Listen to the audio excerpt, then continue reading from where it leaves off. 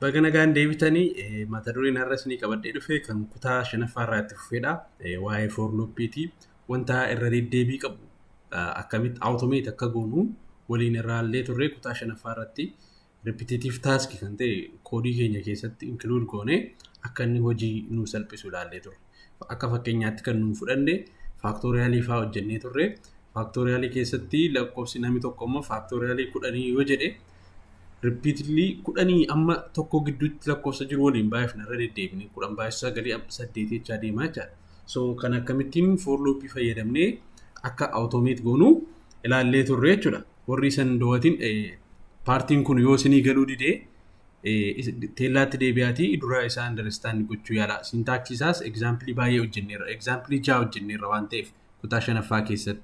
So har'a kan nuun ilaallu more advanced kan ta'e waa'ee for loopii irraa kan itti fufedha jechuudha. By the way, koorsii kana irratti kan nuun focus godhaa jiru konseptii persentii xiqqoo ta'e qofadha.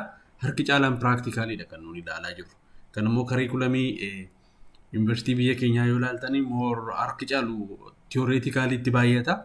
For loopiidhaan wanta lakkoofsa baasu yookaan maal hojjedhu namaan jedhu kilaasii keessattis wanni guddaan garuu ana sin barsiisaa jiru maalidha application real world irratti maal irratti fayyadamna isa jedhudha.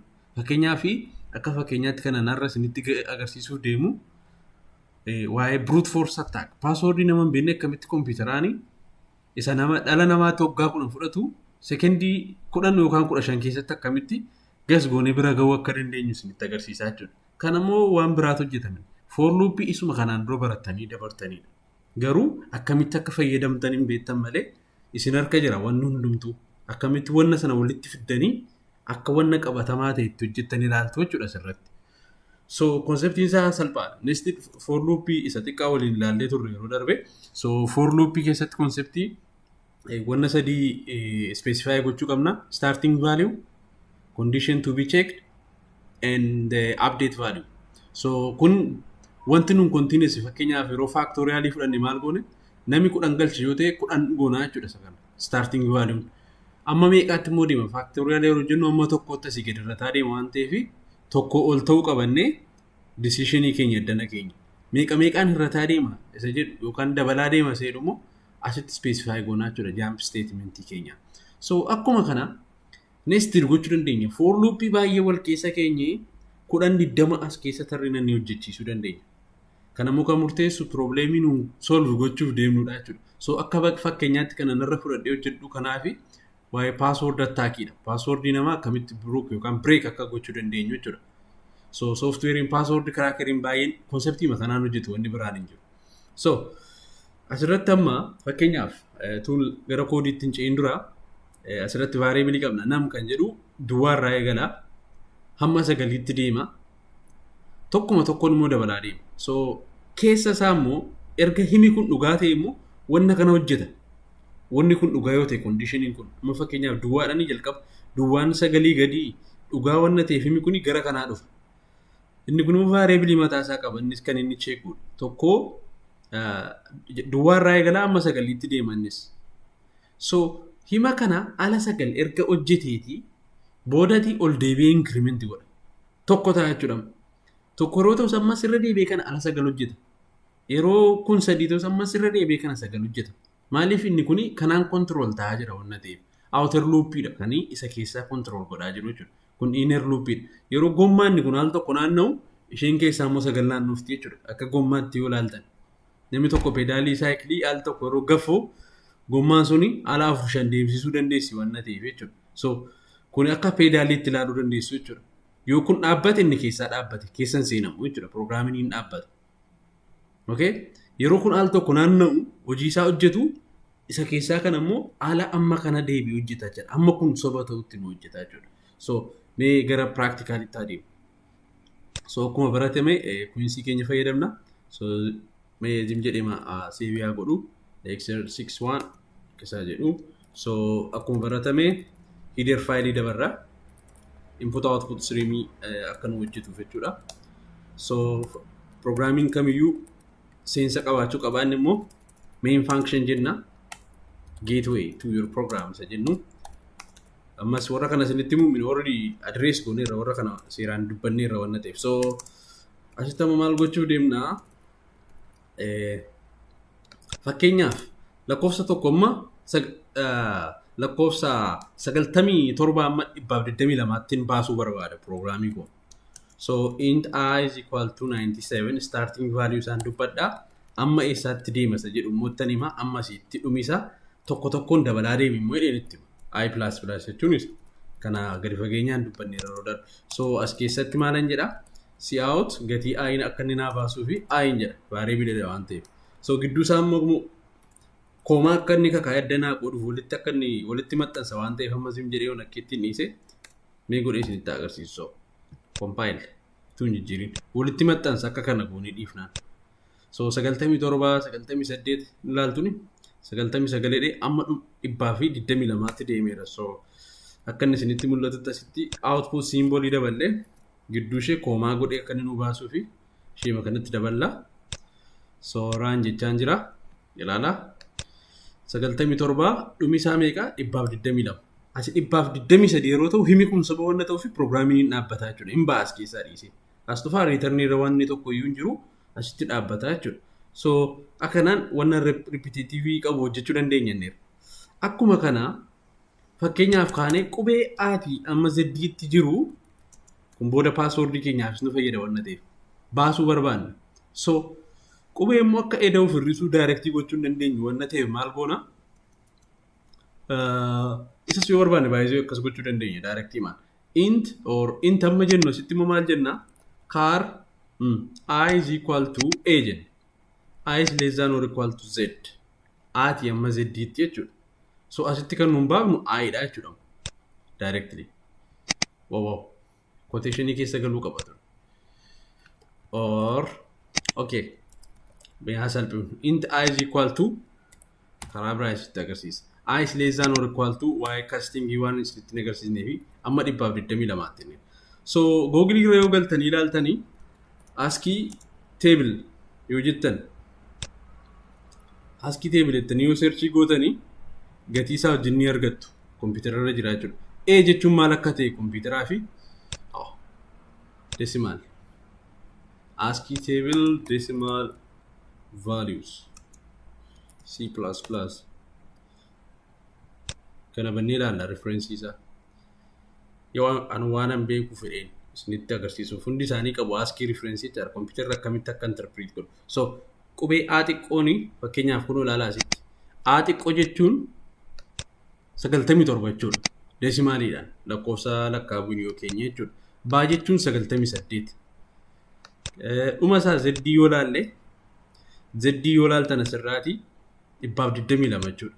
So kanaafuu kallattuma warra kana fayyadamuu dandeenya jechuudha. Ati amma Z jechuun garuu maal goona yeroo ala baafnu kana gara kaaraakteriitti jijjiirra barreeffama wanna ta'eef daataa taayippiinsa.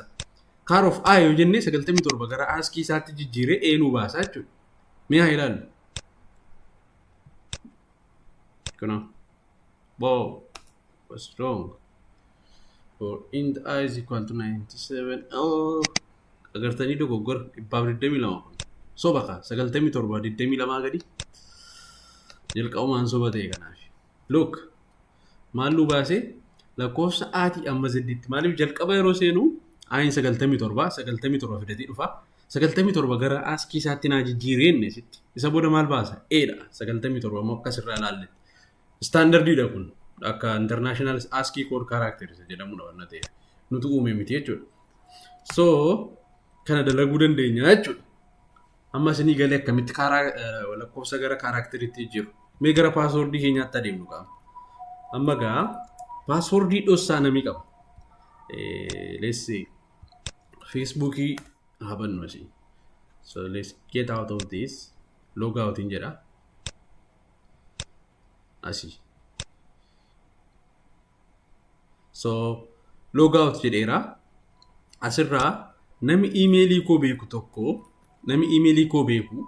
garuu paaswoordii koo hin beekne akkamitti akka na gochuu danda'u ilaallaa jechuudha. Okay? So amma gaa paaswoordiin koo leesse paaswoordiin koo inni seevii ta'eeru daatabeezii irratti wanna salphaarraa haa eegalu. Isa salphaarraa eegaluudhaaf akka fakkeenyaa ammatti kaasuudhaaf A B yookaan AAB akkasa jennu. Paaswordiin koo kana. Kanan beeknu gaama. So koodii kana gasii godhee bira ga'uu hojjechuuf deemaa jira. Kanan nu argatu AAB isa jedhu jechaadha. So how to do that? So maaltu nu barbaachisa? Asirratti amma yoo ilaalle jechaadha. Qubee kanaan ani jechaadha amma ganaan attaakii gochuu deemu yookaan nama tokko attaakii gochuu deemu. Kanan beennu nuti kan nu beennu qubee sadii fayyadamuu isaati gaama. Wanna sadii fayyadama. Kaaraakterii sadii inni lakkoofsa fedhe ta'uu danda'a amma akka fakkeenyaatti fudhataa irra kan. So bakka A kana A's gochuu danda'a barbaade B gochuu danda'a ishee jalqabaa ufanaa isaa amma Z'tti. Amma raacii meeqa qabachuudha? 26 qaba.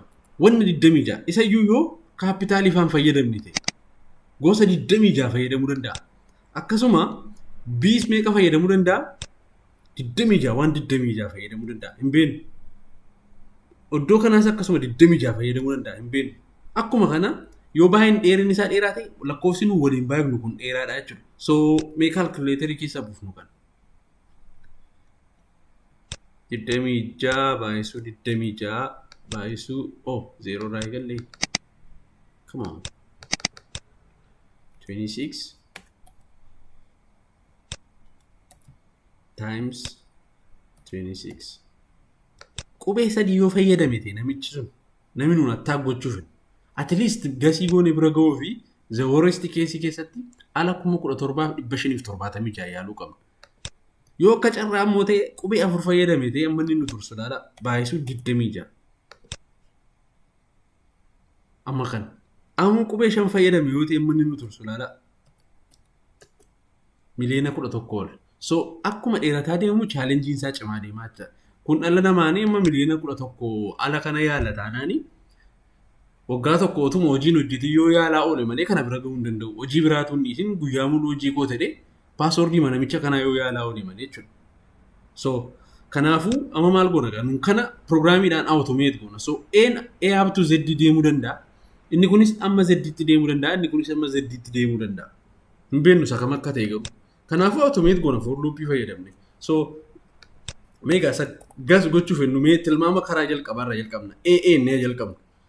Tilmaama keenya. Tilmaama hennu variabilii tokko tilmaama 4 hennu gabu. Jijjiiruu qabna booda.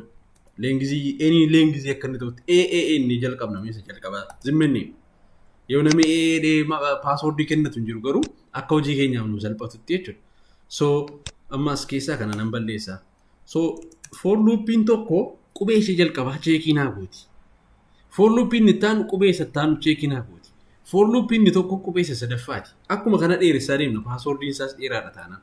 So inni ammas inni kunis J is equal to 97 J is less than or equal to 122 akkuma kana. Maaliif gosuma tokko kasa? Ammas for loopii biraa barbaadna beekaa. Kan qubee isa sadaffaaf inni isaa iterate godhee akka nuti cheeknu godhu. Int K yaa jennu sammuu K is equal to 97 K is less than or equal to 122 K plus plus. Okay? Kana power in C plus plus. So amma maal goona? Tilmaama qabnaani. So isa tilmaamne asirraa jechaadha. Tilmaami keenya qubee isa jalqabaa ishee jalqabaa jechuudha. Zeeroochuun qubee ishee jalqabaa jechuudha. Tilmaamatti eenyurraa fudhanna qubee jalqabaa I irraa fudhanna. I immoo gara kaaraakteriitti jijjiiruu qabna lakkoofsa waan ta'eef qubeetti akka isheen nu jijjiirtuuf. Example isa jalqabaa irratti ilaalle. So akka dafee xumurutti kana koppii godhanii deemu. Isa lammataaf immoo tilmaami lammataa immoo eenyurraa fudhanna? J irraa fudhanna. J ilaagaa jijjiiree nuu yaala ofiisaan. Okay?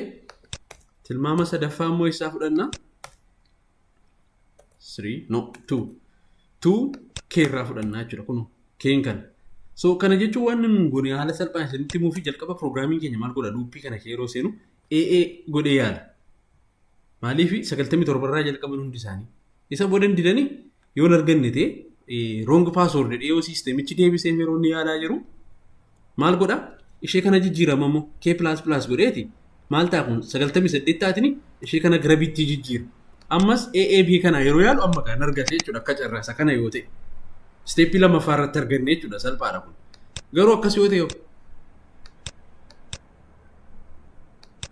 AZ A yoo ta'e kan barbaade ta'uu danda'a qubee barbaade. So akkuma kanarra deebi'ee kana ATM Z taraa jijjiiraa deema. AAA yaala isa booda AAB godha AAC godha isa booda dhumarratti AAZ yoo dhabe maal godha as tufa addan isa kana bira dhufama immoo keen soba yeroo ta'u keen soba kan isheen taatu Z irra yeroo darbu jechuudha akka kana. So isa booda maal godha A BA jedhe jalqabamu AB ABB ABC akka kanarratti dhumarratti maal irra gaa Z irra gaa jechuudha. Yoo dhabe isa dhumaa jechuudha. Garuu kana jalaan ba'u kanumaan qabuu dandeenya jechuudha. So maal goona mee akka inni nutti mul'isuu fi isan ni gasii godhe alatti baafna steepii hunduma isaarra see out kan tilmaaman isan ni tilmaame zimmenni directly abaafnu tilmaama okay indi line goone jechuudha tooruma hundumarra isan ni tilmaama see out tilmaama jedha asirra maqaa aan tokko ka tilmaaman jedhee isa booda maal goona if compare goona gaam yoo arganne hin dhaamna programmicha akka inni dhaabu goona jooraa oluu hin qabu ka argateera tanaan password isaa nutti himaa isa booda passwordicha fudhannee seensinaa jechuudha. So if isinitti meera waa'ee kana immoo string waa'ee password registrar system hojjenna isa jenne keessatti string compare we need to compare isa tilmaamne kanaa fi isa dhugaa isa database irra jiru wajjin compare goona. Beekaa kana argaan jiru yoo akka isinitti mul'atu fakkeenya keenyati malee. So tilmaami keenyaa fi koomaa passwordiin ni sirrii yoo tokko ta'e maachi wal godhe garaagarummaan qabu jechuudha zeeroo. So himi kun dhugaa yoo ta'e xumurree irraa jechuudha hojii hundumaa. Maal goona si'aa yoo ta'e baga gammadde jechuu dandeenya argatteettani. Wow baga gammadde argatteetta. Si'aa out inni passwordiin namichaa ni ta'a inni isa tilmaamneedhaan inni nuun argani tilmaam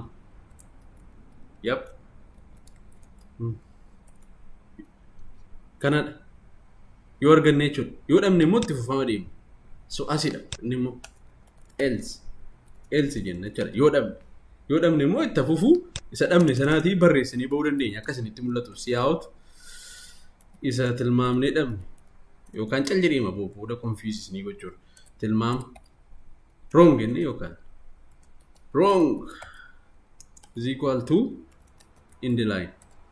Akkuma kana step meeqaffaa irratti akka arganne illee bobba'uuf hojjetachuu dandeenya meeqaffaa irratti akka arganne inti counter inni countii kan godhu ala meeqa akka yaadne tokkorraa jalqabna isa booda asitti jecha wrong inni asitti tilmaama meeqaffaa akka inni ta'e itti fufnee baafna akka inni confuse hin goonetti tilmaama meeqaffaa akka inni ta'e counter so tilmaamatti itti daballa amma yaallee dhabne jedhanii eddan ergasiin LCCN jechuu yaallee dhabne kanaafuu counter plus al tokko yoo dhabne irra waan ta'eef lama taate jechuudha yeroo ni sadii afur shan ta'a akka isheen deemtutti. So akkuma kana yoo arganne immoo loopii kana kee utaallee ba'uu qabna waan hojjennu hin qabnu.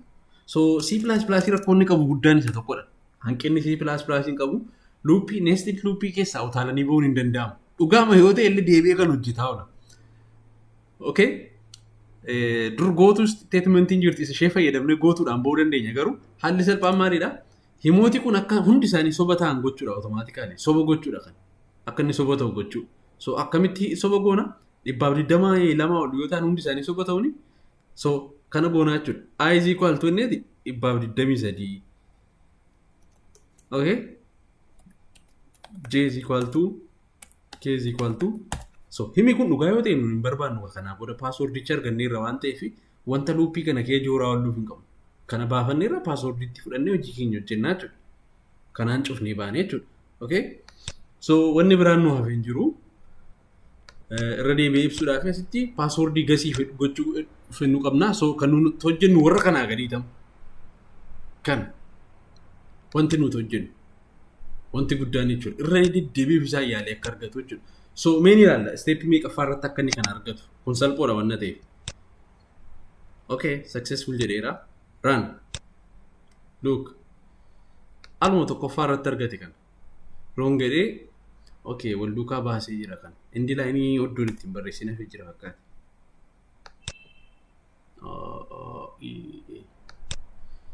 Counter. Come on. Tilmaama okay sitti zimminni tilmaama baafneerra nuti. Hin barbaachisu sitti kun. Tilmaama already yoonni soba ta'edha kan baasuu barbaadu. Isa darrabamee ba'e. Look. Wrong jedhee inni jalqabaan dhabne tilmaama tokkoffaa irratti. Tilmaama tokkoffaa irratti dhabneerra jechuudha. Isa booda woo bakka gammaddee paaswoordiin namichaa AAB dha jedhee nutti hime. Agartan inni akka inni itti argate. Paaswoordichis maal ture? AAB ture. Okay? So kana nu deebiseera mee hin cimsinatti akka inni ture. Fakkeenyaaf ZDA gunumee kana ture akka inni bira ga'utti. Zab kan jedhu. Okay? Run. Look. Kana fiilmii fa'aa keessatti argitan bittees akka kanatti darbu yeroo fiilmii saayinsii fiikshinii qabu yeroo hojjetan amma yaalaa jira amma kana hunda isaa ilaala. Steeppii amma inni yaalaa ala kuma meeqa? Kun tu namatti hojjetate ala meeqa fa'aattu hin argatu. Ala kuma 22 fa'aatti amma no kuma 2 irratti yaalaa irra kana teessee eeguudha jechuudha piroograamiingii raangoote. So luuppiidha kan kana hojjechiisaa jiru. Lakkoofsa kana yoo ilaaltan jijjiiramaa jira automaatikaalii. Kan akka inni jijjiiru taasise immoo luuppii keenyaa jechuudha. So paaswoordii sun dheeraa taanaanii guyyaayyuu fudhachuu danda'a. Garuu dhuma irratti hin argata for sure. Kiraakiin ta'a jechuudha dhuma irratti. Wanti kiraakiin ta'anii hin jiru wanna ta'eef. So akkanaan irra deebi'aa dhuma irratti bira gahaa jechuudha. Kombineeshinii hunda isaa yaale. Namatu ta'e tokkoon galchaa deemnaa jechuudha wanna kana hunda. Garuu dhuma irratti bira ga'uun isaan oolu jechuudha. So kun dheeraa wanna ta'eef akka viidiyoon kun hin dheeranne fidheeni ABA hin godhame. Kun 26 yookaan 27 fa'aa irratti argachuu qabu. Look, 26 fa'aa irratti argate. ABS jedhu kana. Wow, baga gammaddee argattee dhee paaswoordiin namichaa ABA dha. So look, maal goone nu asirratti AA irraa jalqabne BB godha amma ZDtti yaala. Kana jechuun maal jechuudha? Ala 26 jechuudha. Ala 26 yaala. Saboota 27 fa'aa irratti argata. Kana jijjiira waan ta'eef luuppiin kun. Okay? So amma immoo kana immoo ABZ yoon godhe meeqa ta'a? 42 ta'uu qabu. Ala 42 fa'aa irratti argata. Zuurii 42 fa'aa irratti. Look, 51 man. Sana yoo daballe. So kan inni argate ABZ. Ilaala ABZ argateera. Ala meeqa fa'aa irratti? Ala 51 yaalee argateen. So akkuma kana yoo dheeressinee dheerataa deemaa jechuudha. So paaswoordii kanatti attack gochuu dandeenya jechuudha. Brute force attack inni jedhamu kanuma. Luuppii kee buuftaa, luuppii isaa baaftaa. Karaakterii 8 fayyadama yoo ta'e mafaa Feesbuukiin 8 dirqamsiisanii luuppii 8 asitti ijaartee isaan booda attack goota. Irra deddeebi'ee yaala. Garuu akkamittiin goota? Amma fakkeenyaaf Feesbuukii irraa raayit kilikii yoo gootan jechuudha. Wanti namatti tolu koodii isaa arguu dandeessu kan. Weebsaayitii abbaa fedhe jechuudha. Inspected amma waa'ee HTML isin hin barsiifne waan ta'eef isinii garuu dhiisuu danda'a. Inspect yoon jedhee ilaala soorsi koodii isaa arguu dandeessu asitti ilaala passworded. Asitti kan nu barbaachistu ID dha. ID dha asitti. ID kana copy goonee maal goona? Directly Facebookii qabnaas facebook.com keenya irraa akkas goonee ID is equal to inni koodii keenya isa sii wajjin linkii goona. Koodii keenya isa sii wajjin jechaadha. Kanaa wajjin variably gas isa jedhu tilmaama isa jedhu kanaa wajjin walitti hinaa jechuudha. Asirraa akka inni fudhatu. Tilmaama kanarraa akka inni fudhatu jechuudha kanatti.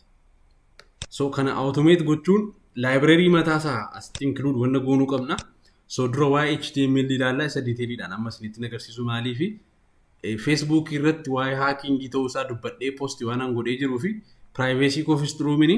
So anyways, conceptiin isaa kanuma. Variable kana asitti hinaa input website fedhe login kan qabu bana bakka login isaa deemaati. Where is it? Login page website fedhe. Inspect the element and ID isaa arganneenaan already attack gochuun salphaadha. Amma fakkeenyaaf kun jira amma website kana beeku. So asirra right click gootu inspected.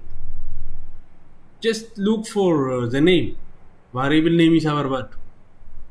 amma kun place order ID'n isaa kun lamma kana asirratti jijjiiramteerti.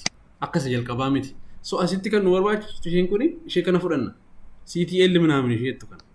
So iddoo kana dhufnee ID ituun ta'in kana barreessinee is equal to tilmaama. Isa nuungas godha iyyaala inni abaa yeroo success yeroo ta'u password isa nutti maasa booda dubbiin dhumtee jechuudha. So subscribe godha. Maaliif isa part 2 kanatti aanu directly Facebook irratti maxxansu maaliif privacy of gaarii miti wanna ta'eefi akkasuma Facebookiin itti detect nama godha waan ta'eef wanna akkasii. So directly asuma in upload godha YouTube kanarraan hordofa. Subscribe gochuun dagatina hiriyoota keessanii fi share godha galatoomaa.